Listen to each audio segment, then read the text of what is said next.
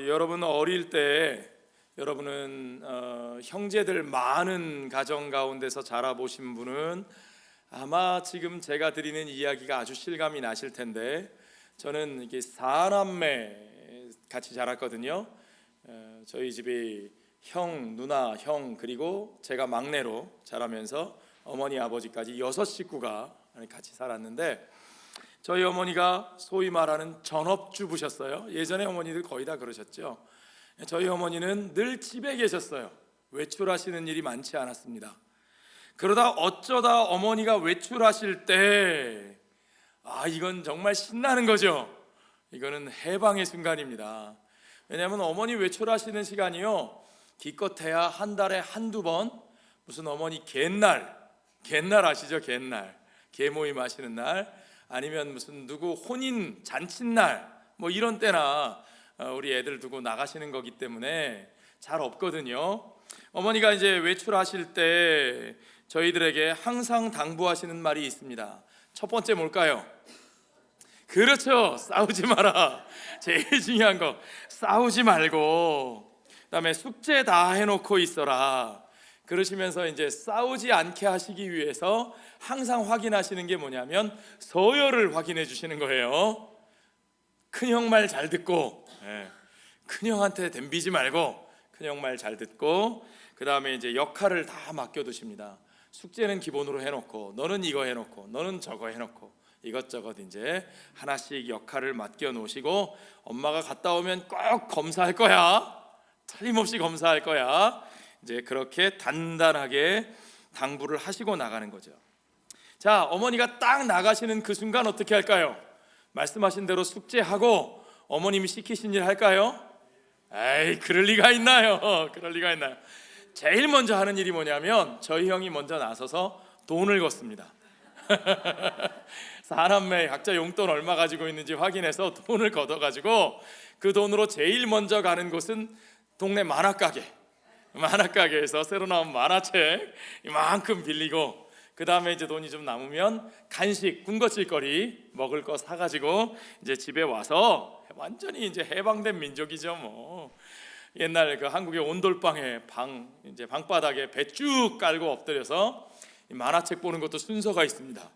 형님이 1권을 시작하면 형이 다 보고 나야 이제 그 다음에 1권 물려받고, 이렇게 해서 만화책을 보고요.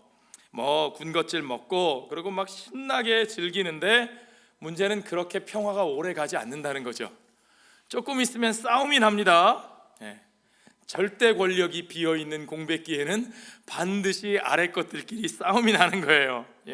필연적인 현상입니다. 왜냐하면 위에 있는 형들은 항상 그 순간에 자기 권력을 내세우고 싶거든요. 평소에 안 그러더니 어머니만 안 계시면 꼭 큰 소리를 쳐요. 막 괜히 뭐 야 너 왜 그래 막 이러면서, 그죠? 형 노릇을 하려고 들고, 그러면 또 밑에 있는 저는 그게 싫어가지고 또 뭐 형 뭐 왜 그래 뭐 이러면서 이제 또 권력 다툼이 생기는 거죠. 또 어머님이 하지 못하게 하시던 것을 하는 그 금지된 일을 하는 재미, 거기에 취해가지고 이제 딱 정도껏 조절을 해야 되는데, 도를 넘다 보면 또 왜 빨리 안 보냐는 둥, 뭐 나부터 1번을 보겠다는 둥, 뭐 이러면서 싸움이 생기고요. 그러다가 서로 막 싸우고 갈등하고 상처받고 막 한쪽에서는 울고, 뭐 이제 난장판이 돼가는 거죠. 점점 좋을 것 같던 그 시간이 이제 점점 감당할 수 없는 그런 상황이 되어 가고 있을 때, 그 모든 상황과 갈등을 종료시키는 딱 한마디가 있습니다. 그게 뭘까요? 예, 정확합니다. 엄마 오신다 이거죠. 야, 엄마 오신다. 그 순간 모든 게임이 팍 체인저가 되는 겁니다.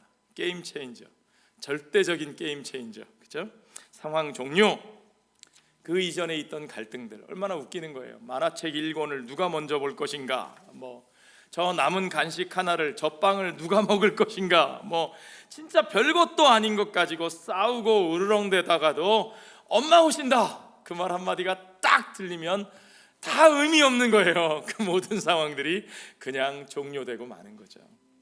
자, 여러분, 우리 주님께서 그런 날을 선포하십니다. 구약 성경의 선지자들은 여호와의 날을 선포했어요. 주의 날, the day of the Lord, 우리 주님의 날이 선포됩니다.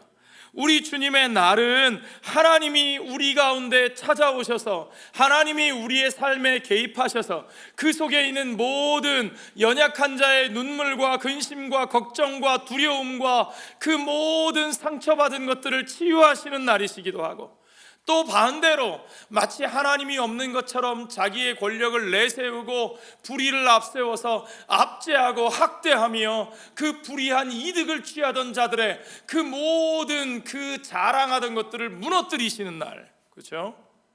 하나님을 기다리는 자들에게는 구원의 날이요, 하나님이 없다 하는 자들에게는 심판과 진노의 날인 바로 그 여호와의 날이, 그 날이 분명히 온다는 것이 우리가 요즘 읽고 있는 선지자들 예레미야와 이사야와 뿐만 아니라 소선지자들, 요엘과 미가, 아모스, 또 우리 지난 주간에 읽었던 스바냐 선지자의 글들이 다 그 여호와의 날을 선포하는데 초점이 맞춰져 있다는 거예요.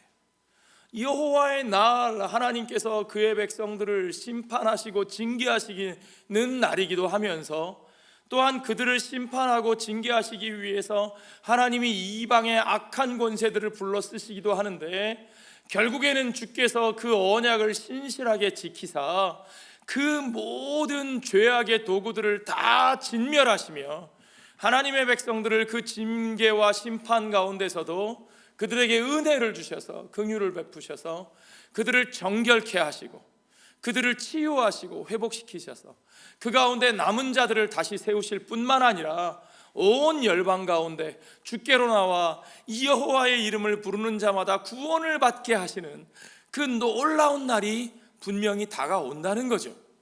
그 날이 결정적인 날이에요. 바로 그 결정적인 날, 주께서 오시는 날, 그날의 모든 게임이 그냥 확 뒤집혀 버리는 거죠. 그날의 모든 문제가 다 해결되는 날입니다. 그날이 주의 날. 우리는 그래서 오늘도 주일이라는 말을 쓰잖아요. 주의 날, the day of the Lord. 우리 주님께서 오셔서 그 모든 죄악과 그 모든 역사들을 물리치시고 그 생명의 부활을 선포하시며 주님의 왕되심을 선포하시고 주님이 우리 가운데 그의 나라를 이루신 날, 예수 그리스도가 우리 가운데 오심으로 말미암아 그 하나님의 나라가, 하나님의 임재가 우리 가운데 이루어지고 그 하나님께서 그 의와 거룩과 그 영광의 길로 그 죄인들을 이끄사 그 십자가의 구속의 역사로 그들의 죄를 깨끗하게 하실 뿐만 아니라 그가 사망의 권세를 이기시고 부활하셔서 왕으로 우리 가운데 등극하사 그 하나님 나라의 증인으로 우리를 살게 하시는 바로 그날, 성경은 우리에게 주님 다시 오실 그날에 우리가 그의 백성으로 살 것이라 미래형으로도 말하고 있지만, 뿐만 아니라 복음서는 그 하나님의 나라가 이 땅에 오신 예수 그리스도로 말미암아 이미 이루어졌노라. 그렇죠? already 그 나라가 이미 이루어졌고, not yet, 그러나 아직 완전히 성취되지 않아서 우리가 이 땅 가운데 아직도 죄악과 어둠 가운데 씨름하며 싸우며 살고 있지만, 그러나 우리의 그 싸움은 이미 승리한 싸움, 그리스도의 부활로 이미 그 승리가 결정된 싸움이므로 우리는 오직 그 나라를 선포하면서 온전히 완성될 그 나라를 바라보면서 그 주인이 오시기를 기다리는 자, 주인의 오셨음을 선포하는 동시에 주인이 다시 오실 것을 기다리는 자로 이 땅에 살고 있다고 하는 사실이 성경이 우리에게 가르쳐주는 하나님 나라 복음의 핵심인 것을 우리가 분명히 기억하고 있습니다.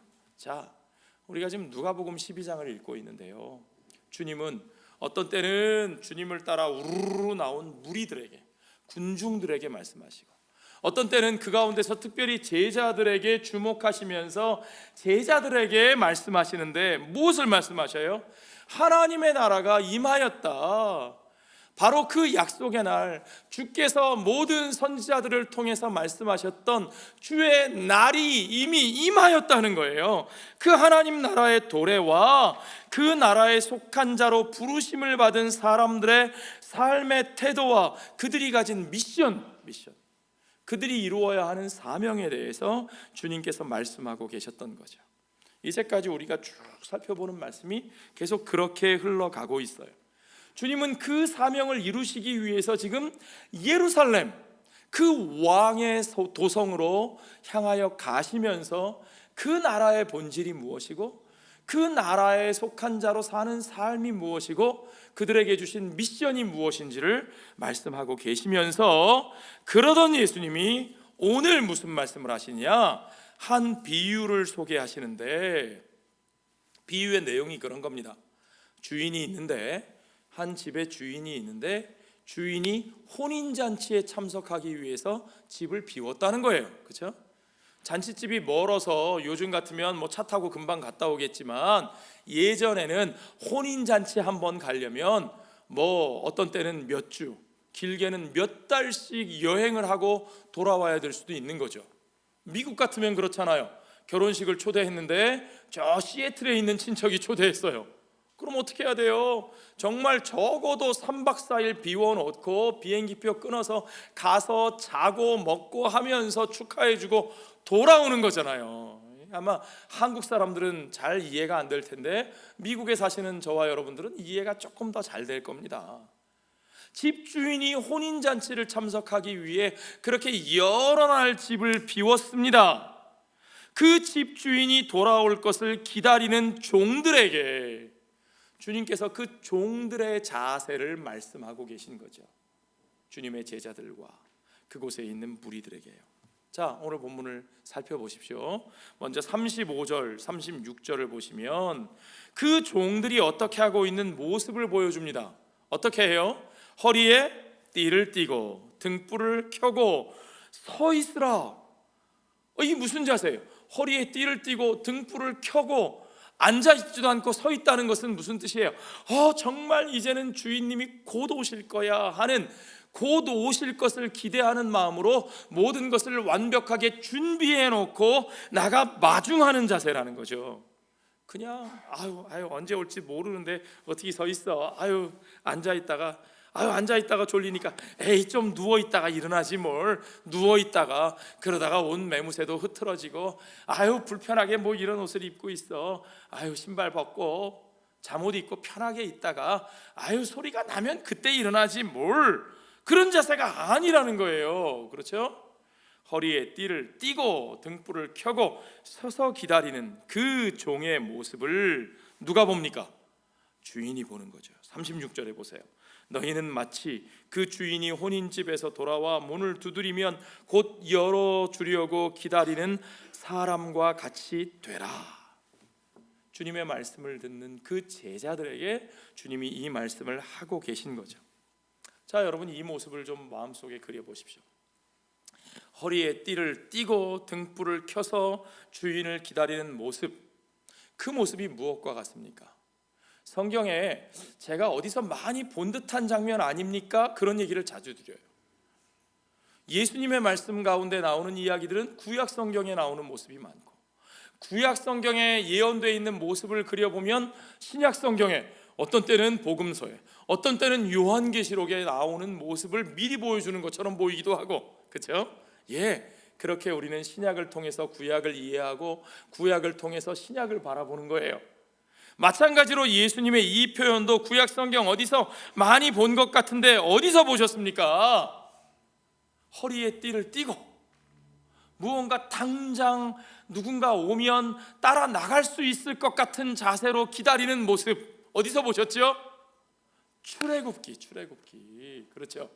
출애굽기 12장. 이제 우리 하나님께서 이스라엘 백성을 애굽에서 그 종되었던 땅에서 불러내실 때에 그들에게 유월절을 지키게 하시고 어린 양을 잡아 그 피를 문설주와 인방에 바르고 그 죽음이 넘어간 뒤에 그 어린 양의 고기를 먹으며 쓴 나물을 먹되 어떻게 먹느냐? 그들에게 허리에 띠를 띠르고. 자, 출애굽기 12장 11절 말씀을 제가 읽어드릴게요. 너희는 그것을 이렇게 먹을지니 허리에 띠를 띠고 발에 신을 신고, 그렇죠? 손에 지팡이를 잡고 마치 지금 당장이라도 신호가 떨어지면 뛰어나갈 사람처럼 그렇게 하고 급히 먹으라. 이것이 여호와의 유월절이니라. 하나님께서 그 백성을 그곳에서 불러내실 때 레디 레디, 너희 이제 나와 함께 가는 거야 라고 하시는 바로 그 장면의 모습인 거죠. 자, 종들이 바로 그러한 모습으로 주인을 기다립니다. 놀라운 것은요, 그렇게 주인의 돌아오심을 기다릴 때에 주인이 와서 그들에게 해주시는 모습이 진짜 깜짝 놀랄 일이에요. 한번 보시겠어요 여러분? 37절에 보십시오. 주인이 와서 깨어있는 것을 보면 그 종들은 복이 있으리로다. 그래요. 여기까지는 이해가 되죠. 주인이 그 종의 모습이 기특하니까 이뻐해 줄 수도 있고 칭찬해 줄 수도 있고, 그러다 보면 나중에 무슨 상을 줄 수도 있고. 그런데 여기서 이 주인이 하는 모습을 보십시오. 뭐라고 하느냐? 내가 진실로 너희에게 이르노니 주인이 띠를 띠고 그 종들을 자리에 앉히고. 누가 자리에 앉아요? 종들이 자리에 앉고 띠를 누가 떼어요? 주인이 띠고. 그리고 뭐예요? 나와 수종들이라. 누가 수종든대요? 바로 그거예요. 누가 누구를 수종을 들어요? 주인이 종들의 수종을 들어주는 거예요. 이게 있을 수 있는 일이에요 여러분? 아니, 종이 열심히 준비하고 주인을 맞아들였다고 해서, 주인이 기특하다고 해서 주인이 종의 수종을 들어요 여러분? 그렇지 않잖아요. 주인이 오시면, 그렇게 해서 주인이 오시면 주인을 종이 수종 들어서 주인이 힘들고 피곤할까 봐 주인의 옷도 받아들고 짐도 받아 챙기고 발도 씻겨드리고 시장하지 않으세요? 음식도 갖다 드리고, 그렇죠? 그게 종이 해야 될 일인데, 그런데 주인을 기다리던 종을 주인이 띠를 띠고, 이 띠를 뗐다는 건 일하는 준비 자세예요. 일하는 자세예요. 마치 앞치마를 앞에 두르고 하는 것처럼 주인이 그 종의 수종을 드는 거죠. 야, 너 참 훌륭하다. 넌 여기 앉아 있어. 내가 마실 물 갖다 줄게. 내가 발 닦을 물 갖다 줄게. 내가 먹을 거 갖다 줄게. 이게 있을 수 있는 얘기냐 말입니다 여러분. 어떤 주인이 이렇게 합니까? 여러분 같으면 그렇게 하시겠어요? 여러분 이런 모습 보셨어요? 저는 오직 한 가지 모습에서 이런 장면을 상상할 수 있어요. 아까 말씀드린 저희 어머니 모습이죠. 저희 어머니가요, 그렇게 밖에 나갔다가 돌아오시면 얼마나 피곤하시겠어요. 생전 밖에 안 나가시던 분이 밖에 나가서 안 신던 삐딱구두, 뾰족 구두도 신으시고, 평소에 안 입으시던, 맨날 그냥 홈드레스 펑퍼짐한 것만 입으시다가 안 입으시던 양장 딱 차려 입으시고 하루 종일 밖에 나가서 그렇게 돌아다니셨으면, 돌아오시면 얼마나 피곤하시겠어요. 그런데 배 쭉 깔고 앉아서 만화책이나 보고 탱자탱자 군것질하면서 놀던 저희들이 어머니께 뭐라 그러냐? 엄마 배고파요. 그러면 어머니는 부랴부랴 옷만 갈아입으시고 어디로 가셔요? 침대로 들어가셔요? 아니죠. 부엌으로 가셔서 거기서 그 피곤한데도 우리들을 위해서 먹을 걸 챙기고, 그래 좀만 기다려, 엄마가 맛있는 거 해줄게. 그렇게 챙기시는, 정말 수종 드시는, 어떻게 보면 종 같은 모습으로 우리를 섬겨주시는 그 모습이 우리 어머니들의 모습이잖아요. 그렇죠?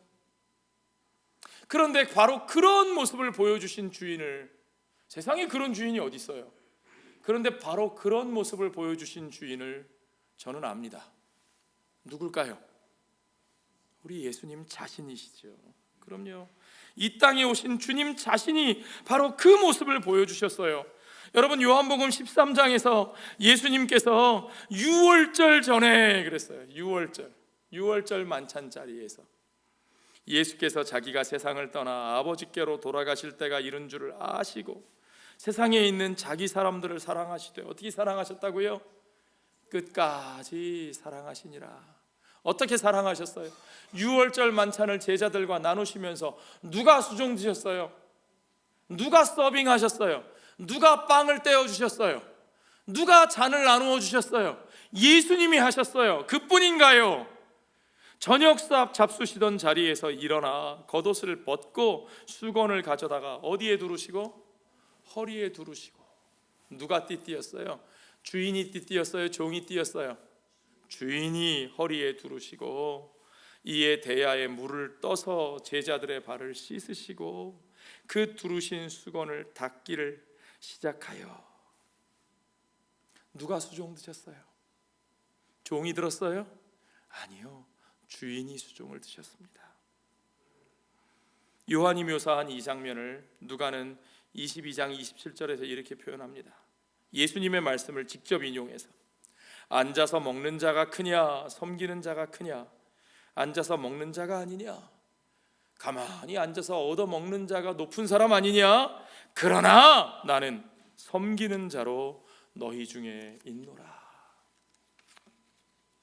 우리 주님께서 그 백성들 가운데, 그 종들 가운데 오셨는데 주님께서 그들을 수종들고 그들을 섬기는 이 놀라운 장면, 그 누구도 예상하지 못했던 이 여호와의 날, 주의 날에 이루어지는 이 놀라운 은혜의 모습, 그 모습이 우리 주님의 구원의 역사인 것을 여러분 믿으시기 바랍니다. 우리는 주인이 돌아오기를 기다리는 이 종의 이야기를 우리는 이제까지 너무 대충 읽었던 것 같아요.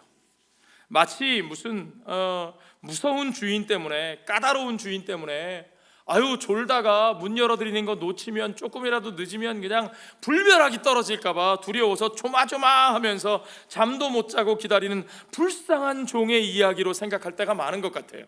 그렇죠? 마치 우리 자신들도 그래서 내가 그냥 깜빡 잠깐 졸면, 조금만 마음을 놓으면 하나님께 혼날까봐 마음도 놓지 못하고 불안하게 조마조마하면서 그냥 그렇게 있다가 주인 맞으면 주님한테 혼나지 않고 그렇게 칭찬받아야지, 그런 마음으로 신앙생활 하고 있지 않으세요, 여러분? 그러니까 그냥 조마조마하고 불안하고 어떻게 하면 안 혼날까, 조금만 실수하면 혼나지 않을까. 마치 우리의 주인을 그런 주인으로, 무서운 주인으로, 까다로운 주인으로 그렇게 생각한다는 거죠. 그 성경을 우리가 잘못 읽어서 그래요. 이 말씀은 결코 그런 이야기가 아닙니다, 여러분. 그 주인의 모습이 어떤 주인인지 보세요. 그 종들을 위하여 자기가 친히 허리띠를 두르고 그들을 수종드는 그 주인의 모습, 그 먼 여행길에서 돌아오면서도 자기를 기다리느냐고 그렇게 맞이하고 있는, 대기하고 있던 그 종들을, 오히려 그들을, 누가 더 힘들겠어요? 여행에서 돌아온 주인이 힘들겠어요? 그 주인을 기다리느냐고 준비한 종이 힘들겠어요? 그러나 그 주인이 그 종들의 그 작은 그 마음을 귀하게 보시고 그들을 위하여 수종들고 섬기시는 이 놀라운 주인의 모습을 보십시오, 여러분. 그것이 우리 주인의 모습이에요. 그 종들이 왜 그렇게 준비하고 단장하고 허리띠 두르고 등불 들고 나가서 그렇게 적극적으로 주인을 기다리고 맞이하는 줄 아세요? 제가 볼 때는 그래요. 혼날까 봐 무서워서가 아니라 그 주인이 그런 분이신 것을 아니까. 아멘. 그 주인이 그들에게 어떤 은혜 주님이신지 주인이신지를 아니까 그 주인이 오는 것이 그들에겐 기쁨이잖아요. 얼마나 좋아요, 얼마나 반가워요. 그러니까 준비하고 대기하고 등불 들고 나아가서 기다릴 수밖에 없는 거죠. 여러분, 그날이 결코 멀지 않은 그때에, 너희가 생각하지 않은 그때에 이를 것이니 너희는 준비하고 있으라고 주님이 말씀하십니다. 구약 성경을 다시 한번 생각해 보십시오. 그들의 상황이 아무리 불의가 가득하고 어둠이 빛을 가리고 거짓이 참을 뒤덮고 진실이 바닷속 깊은 곳에 침몰하고 있는 것처럼 보여도 그날이 온다는 거죠. 선지자들의 메시지는 그거예요. 하박국 선지자가 호소하고 따져 묻습니다. 하나님, 정말 저 악한 자들이 우리들 하나님의 백성들을 이렇게 치는 것이 옳습니까? 하나님, 우리가 징계받는 것은 어쩔 수 없지만 그러나 저 악한 자들이 우리를 조롱하고 우리를 치는 것이, 이것이 옳습니까? 어느 때까지 이렇게 하시겠습니까? 하나님 앞에 호소하시는데 주님은 말씀하십니다. 네가 돌판 하나 만들어서, 요즘 말로 하면 태블릿이죠, 태블릿 하나 준비해서 거기다 새겨 넣어라. 뭘 새겨 넣느냐? 반드시 내가 그들을 징계할 날이 올 것이다. 반드시 내가 징계하는 내 백성을 완전히 치유하고 내 백성을 징계하는 데 쓰던 저 악한 도구들을 내가 완전히 멸절시킬 날이 올 것이다. 내가 바로잡고 내가 언약을 이루고 내가 그 모든 것을 성취할 그 구원의 날이 반드시 온다. 그 날이 온다. 그걸 새겨 넣으라는 거예요. 새겨 넣어서 그냥 자세히 들여다봐야 알 수 있는 말로 쓰지 말고 크게 분명하게 써서 사람들이 뛰어가면서 그걸 보아도 분명하게 오신대 그렇게 알 수 있도록 새겨 넣으라는 거예요. 그날이 오신다는 거예요. 그리고 하나님 앞에 의인은, 하나님의 백성은 바로 그 오심을 믿는 믿음으로 사는 거예요. 그날이 반드시 온다라는 것을 믿는 믿음으로 살리라. 그래서 의인은 믿음으로 말미암아 살리라 하신 하박국 2장의 말씀이 바로 거기에 적용되는 거죠. 그날이 반드시 이루어집니다.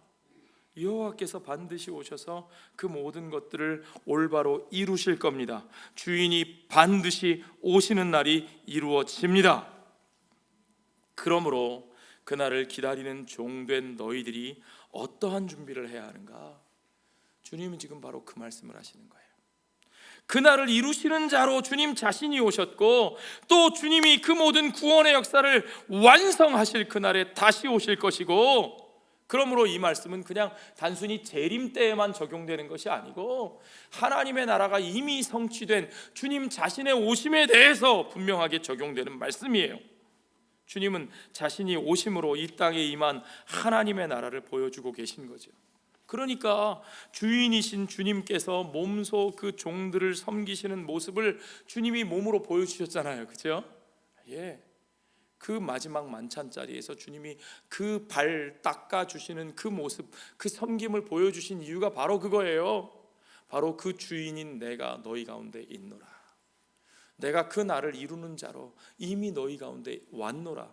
그러므로 그 하나님의 나라가 이미 already 너희에게 이루어졌노라. 너희는 이제 그 나라의 미션을 수행하는 자로, 그 나라를 증거하는 자로 이 땅에 살아가게 될 것이라고. 그리고 내가 다시 오는 그날을 기다리는, 그때까지 그 모든 종의 사역을 담당하고 그 옴을 기다리고 준비하는 자로 살게 될 것이라고 주님이 말씀하시는 거죠. 자, 이제 주님의 이 말씀 가운데서 우리가 어떠한 모습으로 살아야 할지가 세 가지로 분명하고 당연하게 정리되어 나옵니다. 첫 번째는 무엇이냐? 42절부터 보십시오. 주께서 이르시되 지혜 있고 진실한 청지기가 되어 주인에게 그 집 종들을 맡아 때를 따라 양식을 나누어 줄 자가 누구냐? 주인이 이를 때에 그 종이 그렇게 하는 것을 보면 그 종은 복이 있으리로다.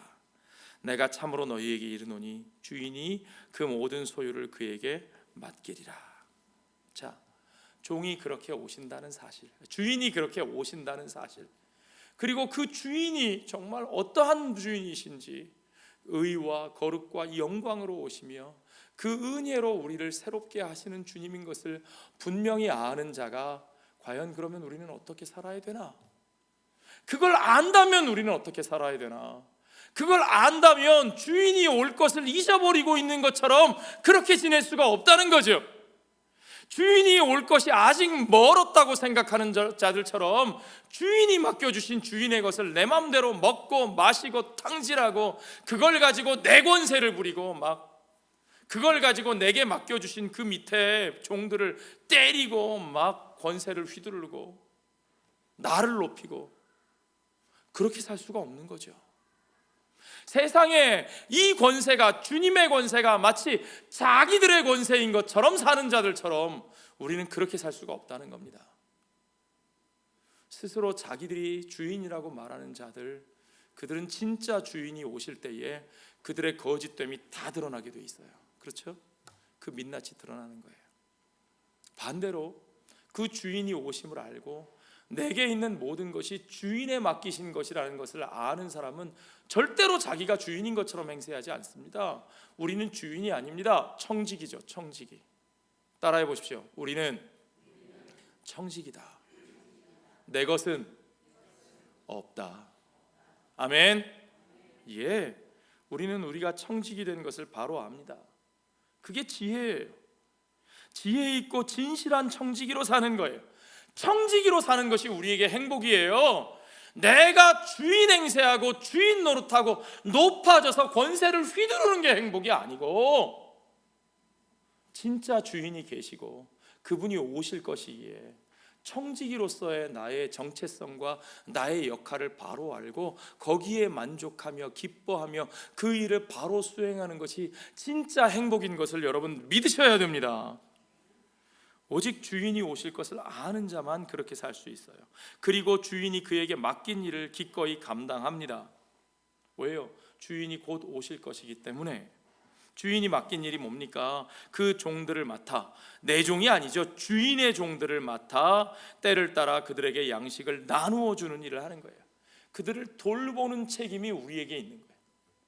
이게 얼마나 귀찮고 힘들어요, 여러분. 그렇죠?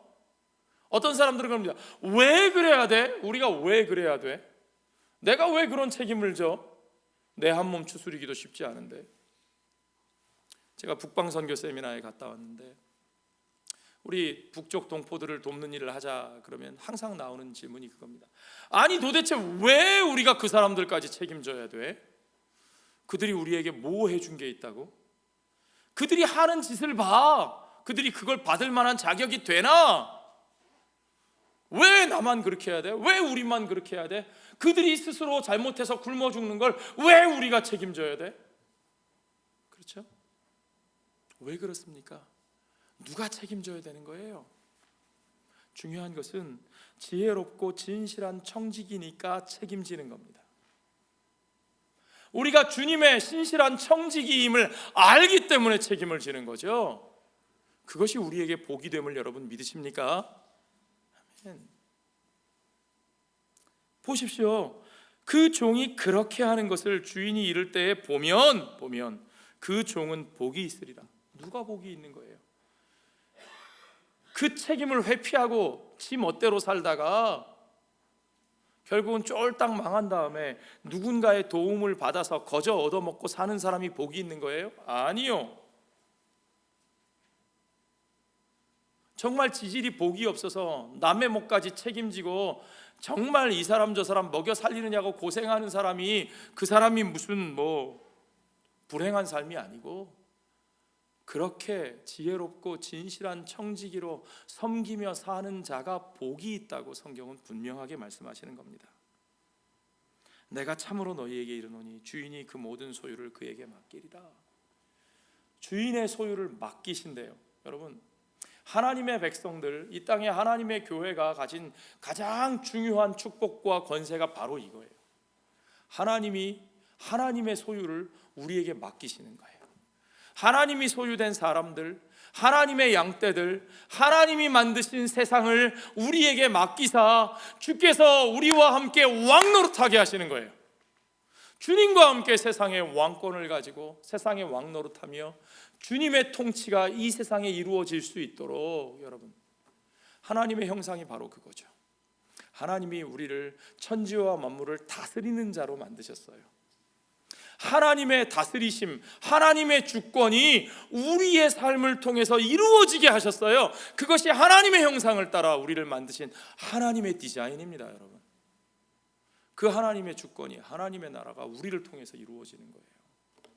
그 놀라운 역사는 바로 이와 같이 청지기 의식을 가지고 하나님 앞에서 생명을 책임지고 연약한 자들을 책임지고 가난한 자들을 돌보고, 정말 주님이 말씀하신 그 사마리아 사람처럼 그들의 이웃이 되어서, 어찌 보면 내가 손해보는 것 같고 나만 고생하는 것 같으나 그러나 그들의 삶이 나의 책임임을 인정하고 그 책임을 다하며 사는 것, 그것이 하나님의 백성들의 복인 것을 여러분 믿으시기 바랍니다. 또 한 가지요, 주님의 날은 죄악 위에 터잡고 세워진 그 성읍의 민낯을 드러낸다고 했습니다. 여러분, 선지자들이 계속해서 선포하고 있는 게 뭐예요? 나훔 선지자가 얘기한 게 뭐예요? 스바냐 선지자가 말하는 게 뭐예요? 소위 자기들은 기쁨의 성이라고, 절대 무너지지 않을 거라고, 모든 걸 다 가졌다고 큰 소리 치던 그 니느웨가 반드시 무너진다는 거예요. 언제? 여호와의 날에, 여호와의 날에 온 세상을 평정했다고, 온 세상 가운데 가장 부유하다고, 온 세상 열방이 다 자기가 주는 포도주를 얻어 마셔야 살 수 있다고 큰 소리 치던 그 큰 성 바벨론이 무너지고 만다는 거예요. 언제요? 여호와의 날에, 주의 날에, 주의 날에. 하나님의 백성 예루살렘에서조차 자기들이 하나님의 백성이라고 정말 성전을 더럽히고 제사를 회파하고 하나님의 백성들의 피를 빨면서도, 그러면서도 자기들이 이스라엘의 왕이라고, 유다의 제사장이라고, 선지자라고, 예루살렘의 주인이라고 큰 소리치고 있는 그 사람들, 그 사람들의 그 성이 무너진다는 거예요. 언제요? 여호와의 날에, 여호와의 날에. 그러니까요, 여호와의 날은 바로 그 모든 것이 다 드러나는 날입니다. 그 죄악의 도성을 무너뜨리고 그곳에서 교만하고 자랑하던 자들을 제거하시고 오히려 곤고하며 가난하며 치욕과 수치를 당하던 그러한 사람들을 불러 모아 그들을 정결하게 하시고 주의 백성으로 세우시는 날이 여호와의 날입니다. 그러니까 지금 이 땅 가운데 적당히 그 죄와 타협하여 적당히 편안하게 괜찮다 괜찮다 살면서 하면서 그렇게 사는 삶이 그냥 지속될 수 있느냐? 그러한 삶을 적당히 안정되게 잘 살다가 그것에서도 잘 살고 또 그 중에서 적당히 일주일에 하루 정도는 하나님의 전에 가서 하나님께도 보험도 들어놓고 그러면서 이 세상에서도 편안하고 달콤하게 살다가 그저 마지막 때가 되면 예수 잘 믿은 것 같으니까 천국 간다고 생각하는 그런 식의 삶이 과연 진짜 하나님의 나라냐? 우리가 성경을 전체적으로 본다면 우리나라 대통령이 하셨던 대로 전체적인 그 기운을 다 살펴보면 성경은 그렇게 말하고 있지 않아요. 그렇게 그냥 그대로 평안하고 원만하게 복음을 잘 믿으면서 복음도 믿고 세상에서도 그저 아쉬움 없이 잘 살다가 그러다가 이 세상에서 천국으로 싹 넘어가는 것이냐? 예수님의 말씀하시는 복음은 그런 게 아니에요. 오늘 주님은 말씀하십니다. 49절에 보세요. 내가 불을 땅에 던지러 왔노니. 여러분, 선지자들이 여호와의 날을 선포할 때 항상 따라오는 얘기가 불 얘기예요. 여호와는 소멸하는 불이라. 내가 그 성을 태우리라. 내가 너희의 우상을 불태우리라. 내가 너희의 자랑하던 그것들을 불태우리라. 그렇죠? 그 거짓된 것을 불태워 소멸하리라. 주님이 불을 땅에 던지러 오셨대요. 이 불이 이미 붙었으면 내가 무엇을 원하리요? 나는 받을 세례가 있으니 그것이 이루어지기까지 나의 답답함이 어떠하겠느냐? 주님이 받을 세례가 무엇일까요? 주님은 여호와께서 내리시는 그 불벼락을 주님이 받을 세례라고 말씀하시는 겁니다. 여호와께서 그들에게 부으시는 그 진노와 분노의 잔이 그것이 주님 자신이 받아야 할 잔이요 주님이 받아야 할 세례라고 말씀하시는 겁니다. 그 죄인들이 그 죄를 씻기 위하여 받아야 할 그 세례를 주님이 진짜로 받으셨어요. 요단강에서 받으셨고 그 골고다 언덕길을 가시며 그 수치와 모욕과 조롱의 세례를 받으셨고 그 저주의 세례를 받으셨고 그 창과 채찍의 세례를 받으셨고 그리고 마침내는 주님은 그 죄인의 대표자로 그 십자가 위에서 하나님의 버림을 받으시는 순간까지 엘리 엘리 라마 사박다니 나의 하나님 나의 하나님 어찌하여 나를 버리시나이까. 그 하나님으로부터 버림받는 그 음부에 던져지는 그 사망의 영적 사망의 골짜기까지 주님이 내려가셨습니다. 우리가 받아야 할 그 모든 세례, 그 모든 진노의 잔을 주님이 대신 받으시고 주님이 대신 마시셨다는 거죠. 주님은 그 일을 위해 이 땅에 오셨고 그것을 통해 하나님의 나라가 이루어지는 거예요. 그 일이 이루어질 때까지 나의 답답함이 어떠하겠느냐? 주님은 그 일을 지금 말씀하고 계신 거죠. 그런데 너희는 어떻게 생각하느냐? 적당히 예수도 따라가고 적당히 세상도 따라가면 그렇게 세상 속에서도 편안하게 그 죄악의 낙을 누리다가 예수 믿었다는 핑계로 적당히 천국도 갈 수 있다, 하나님의 나라와 이 세상의 나라에 적당히 양다리 걸칠 수 있다고 생각하느냐? 그럴 수 없다는 거예요. 내가 세상에 화평을 주러 온 줄로 아느냐? 내가 너희에게 이르노니 아니라 도리어 분쟁하려 함이로라. 이후부터 한 집에 5사람이 있어 분쟁하되 셋이 둘과 둘이 셋과 하리니 아버지가 아들과 아들이 아버지와 어머니가 딸과 딸이 어머니와 시어머니가 며느리와 며느리가 시어머니와 분쟁하리라. 하나님의 나라가 우리 가운데 오셔서 그 죄악된 우리의 삶, 우리의 왕국 가운데 임하셨을 때 그곳에서 우리는 적당히 그냥 쉬쉬하며 살 수 없다는 거죠. 반드시 그곳에서는 하나님의 나라로 말미암아 분쟁이 일어나고 우리의 성을 무너뜨리는 역사가, 업사이드 다운 하는 역사가 반드시 이루어진다는 거죠. 여러분, 이 싸움을 얘기했더니 어떤 분은 그러시더라고요. 오! 그거 우리 집 꼬라지하고 똑같네. 아버지가 아들과 싸우고 어머니가 딸과 싸우고 시어머니가 며느리와 싸우고 우리 집하고 똑같네. 아유 그냥 원래 그런 거였어 예수님 나라가? 그런 건가요 여러분? 지금 여기서 예수님이 말씀하시는 싸움은 뭡니까? 우리는 정말 예수님이 말씀하시는 하나님 나라와 세상 나라가 부딪혀 싸우는 그 영적 싸움을, 그 거룩한 싸움을 싸우고 있습니까? 아니요. 오히려 우리가 정신 팔려 있는 싸움의 본질이 뭡니까? 그 모습이 뭐예요? 우리가 정말 하나님 나라를 위해서 분쟁하고 그 바벨론으로부터 쫓겨나 광야로 쫓겨난 사람들입니까 여러분? 오히려 우리는 서로 바벨론을, 기득권을 차지하겠다고, 그렇죠?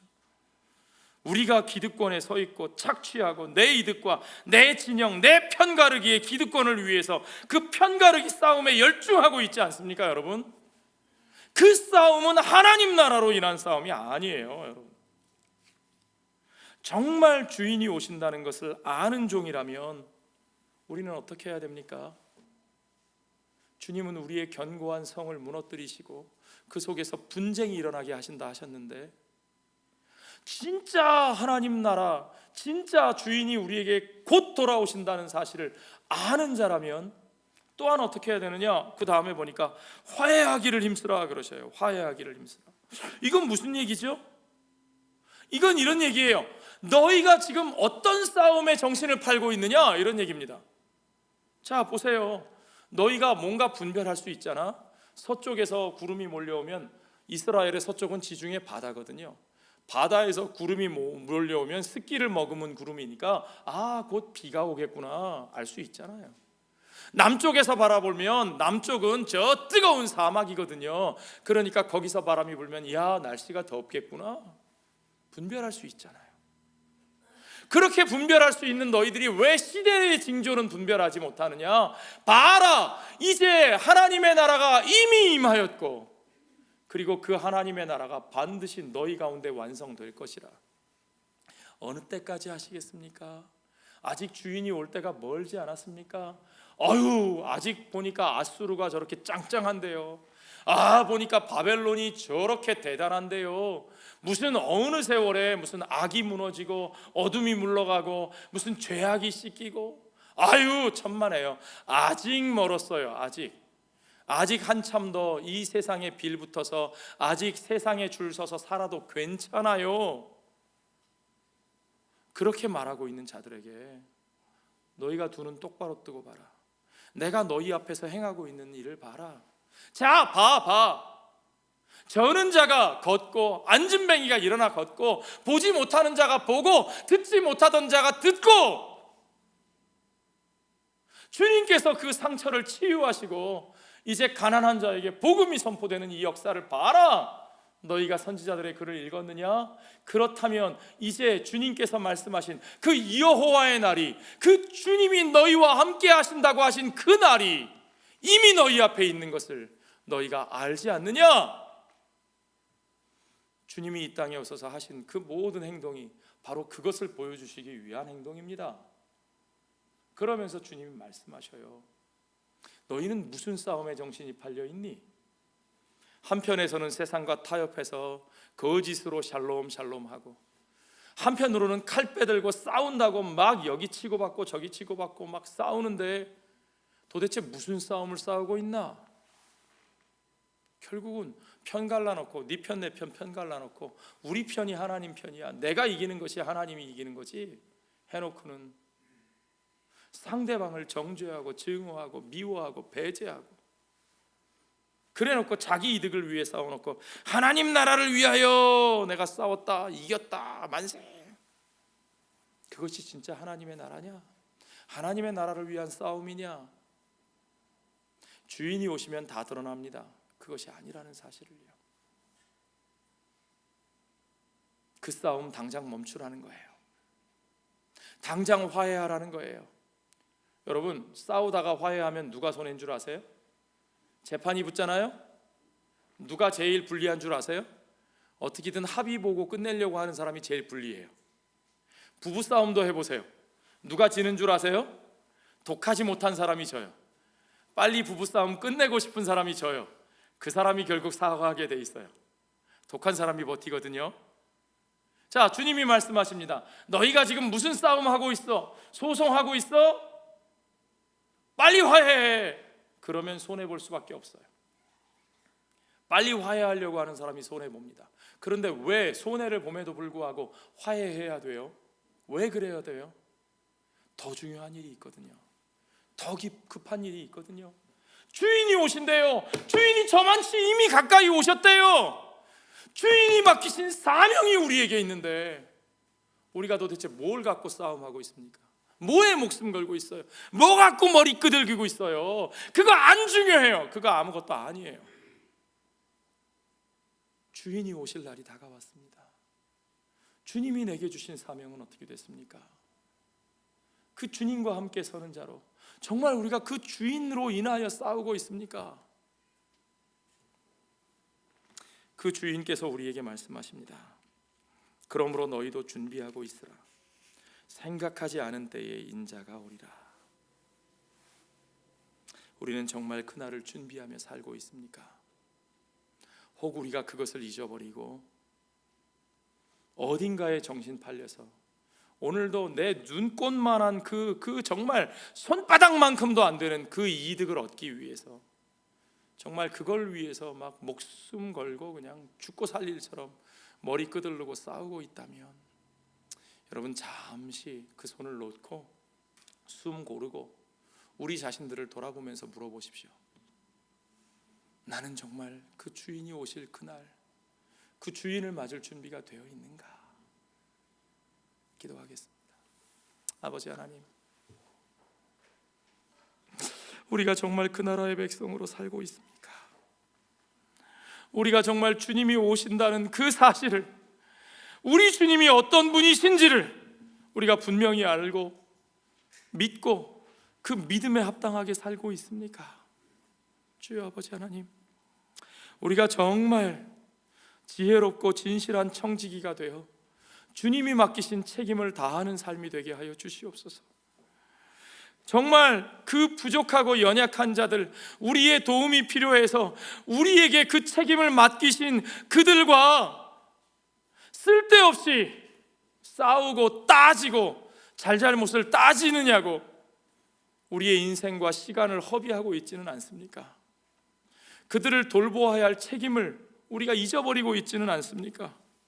우리가 결코 화해해서는 안 될 것들과 화해하고 결코 영원할 수 없는 것들을 부러워하면서 그것과 손 붙잡고 그것을 무너뜨리실 주님이 오시는 그날을 잊어버리고 있지는 않습니까?